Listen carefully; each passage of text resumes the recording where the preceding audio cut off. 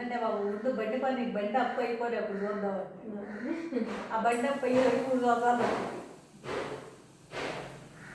2,70,000 అంట బండి.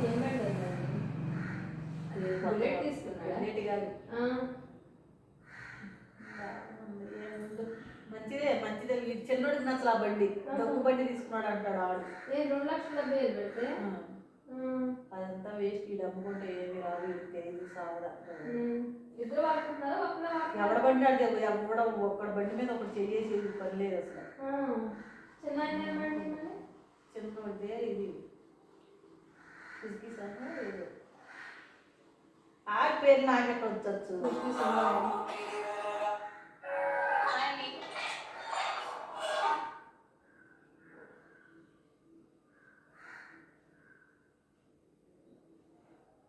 వండాడు వాళ్ళు చికెన్ షాప్లోకి వెళ్ళాడు. అప్పటి నుంచి అల్పి గొడవ పడుకున్నా కానీ చల్లట్లా చికెన్ షాప్లోకి. గణేష్ వాడు వెళ్ళాడు. అక్కడ నాకు ఒక ఎగ్జామ్స్ దాగి కావాలంటే నువ్వు వాడుకో అన్నాడు.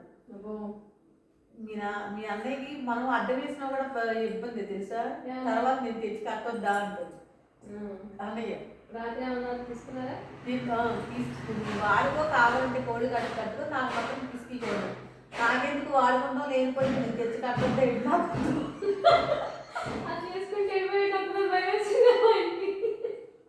ఫస్ట్లో వాళ్ళ నాన్నకి ఇచ్చేస్తాడు ఎప్పుడైనా సరే.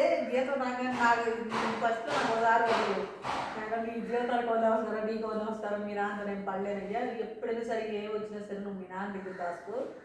మీ నాన్న దగ్గర దాచుకుంటే నీకు సేపు. ఒక ఆమె రూపాయి అది తక్కువ మీ నాన్న చెప్పాడు నేను ఇవ్వలేదు అని తగ్గించేసాడు. నేను తీసుకున్నాడు.